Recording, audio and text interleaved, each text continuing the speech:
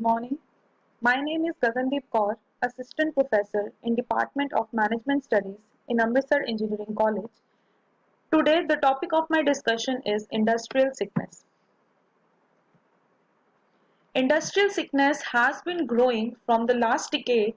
Many traditional and modern industries are now being affected by that sickness. Many problems are faced by the industrial sector of the country. So, the problem of sickness has adversely affect the health of industries, and when the health of industries is adversely affected, our economy is also suffered. So, to a layman, a sick unit is one which is not healthy.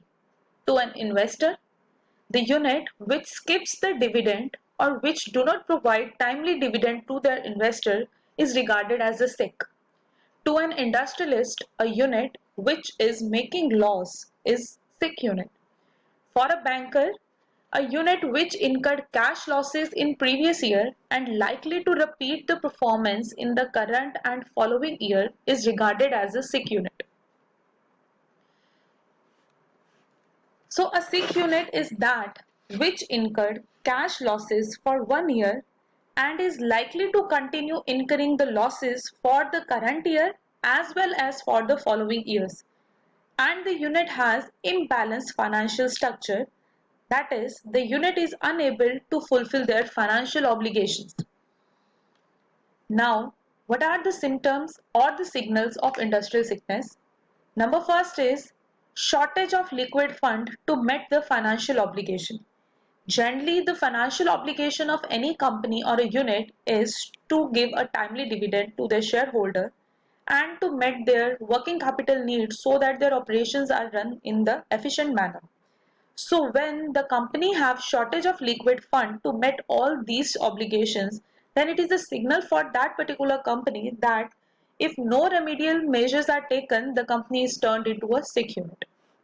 Second is decreasing rate of return.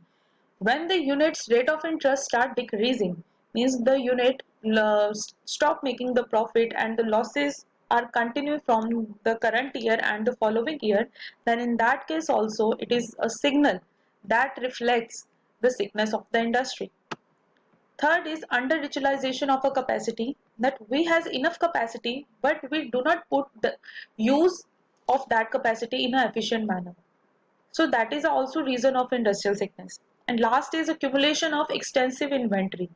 Extensive inventory means we have a raw material, our product is converted into finished goods, we have a lot of spares, but we do not put that inventory into the use and we have accumulated the extensive stock of inventory in our unit, then this is also the signal which reflects the sickness of the unit. Now, what are the causes of industrial sickness? Generally, the causes are divided into two categories. One is a born and other is achieved. Born is when we start our company. At that time, what are the reasons which turned into the industrial sickness? The number first is wrong location.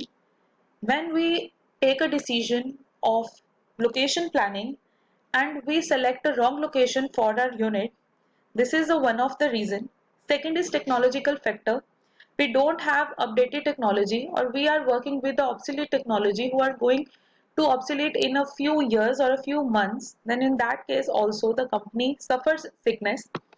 Then is inexperienced promoters.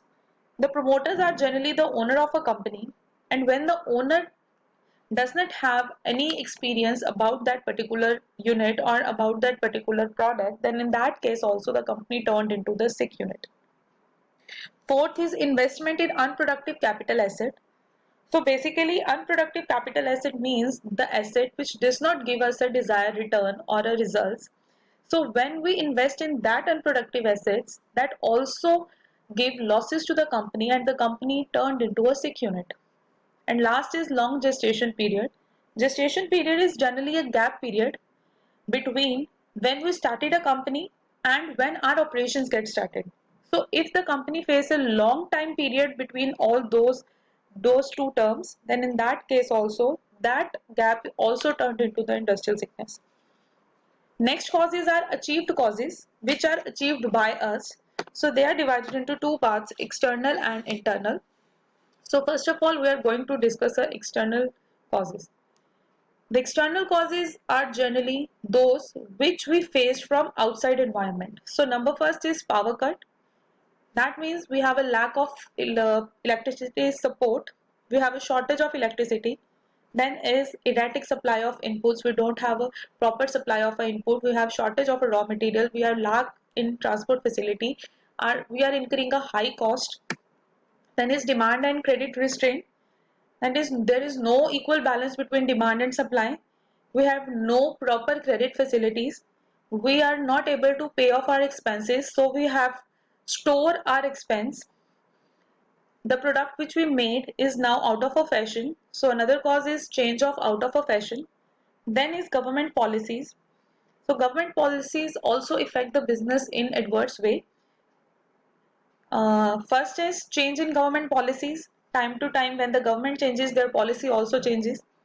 Then is lack of government support and high authority to large unit. Government generally focus on the large unit, and in that cases the small unit got neglected. Next is internal causes. Internal causes are those causes which are generally within our industry or a unit. So first is fault at the planning and the construction stage. So first reason is when we are at a planning stage or a construction stage, we are taking a wrong decision about the location. We are not able to make a market research. So absence of a market analysis is also a reason. And we have a no proper capital structure. So we have a shortage of funds. Another financial problems are we are unable to repay. Unable to repay means we are not able to repay our debt or the loans which we taken from the banks and other financial institutions. So that is the reason there is a lack of financial support from those banks or financial institutions. Then is defective plant and machinery. We don't have proper technical and professional skills. There is a lack of technology, lack of efficient machinery, and high maintenance cost. Then is entrepreneurial incompetencies. So in entrepreneurial incompetencies, we generally talk about the weakness of the entrepreneur. So in that case, first is lack of market knowledge, no knowledge about the market, inefficient professional skills, no proper technical or a professional skill, and a lack of innovation. Innovation generally means creating something new, and when we are not creating something new, it is very hard for any unit to survive in the environment. Next is management problems. Generally, the management problems include inefficiency of a management or a lack of experts. Then is another problems are labor problem, lack of inefficient labor. If there is a sufficient labor, there is no coordination between their work, and generally the labor is unsatisfied. And when a labor is unsatisfied, she does not that labor does not give a proper results to us. Now, what is the magnitude of industrial sickness? In that case, industrial sickness is growing at annual rate of about 28% and 13% respectively in terms of number of units and outstanding number of bank credit. It is estimated that as of today, there are more than 2 lakh sick units with an outstanding bank credit of above rupees 7,000 crores, and nearly 29,000 units are added to list every year. Now, what is the effect of industrial sickness? Generally, when our industries got sick or when the healthy unit is turned into an industrial sickness, then in that case, the first major effect is unemployment. There is no employment. Second is wastage of resources. The resources which we are going to use in that unit, which now turned as a sick unit, are going to be waste. Then is a loss to economy and the government. There is no subsidies, there is a no production. When there is no production, there is no supply of a product. Lack in taxes, government is not able to collect the revenue. In that case, there is a loss to government and economy both. Then fourth one is loss of a bank and a financial institution. When we are not able to repay the debt of banks and financial institution, it also turn an NPAs. NPAs is non-performing assets, and in that way the loss is also incurred by bank and financial institution. And last one is industrial unrest. Industrial unrest generally means the situation in which the industries are not able to fulfill their demand or not able to compete with a current scenario. Now, what are the suggestions? So, to improve or to convert the industrial sickness into the healthy units, one should do a proper planning. The proper planning include location of a project, raw material availability, availability of a labor and technical staff, and moreover, availability of a finance at a reasonable interest rate. After a proper planning, proper market analysis should be done. The market analysis including demand forecasting, study of opportunities and threat of environment, knowing the taste and the preferences of customers, and availability of reliable distributors through which we are going to distribute our product. Next is soft loan for industrial unit, which is turned into the SIC. Soft loan generally means the loan which are carrying a low rate of return, low rate of interest. And last is avoiding overcapitalization. Now, what was the measures which is taken by the bank or a step taken by the bank? Number first is giving adequate working capital when there is shortage. Second, the recovery of interest reduced rates. Third, defining the special cell in RBI for this particular purpose. Fourth, arranging the special committee of a state level in a local branch which act as a link between financial institution and government. SIC Industrial Act, that is SICA. Under this, a unit or a company which is registered for not less than 5 years and incurring cash losses for current and previous financial year and its net worth was eroded, that industry is turned or is considered as a SIC unit. Features of SICA. The Act extended in a whole India. Act is not applicable to small industries. All the government companies are brought under this Act. Provide legal identification of sickness in industrial organization.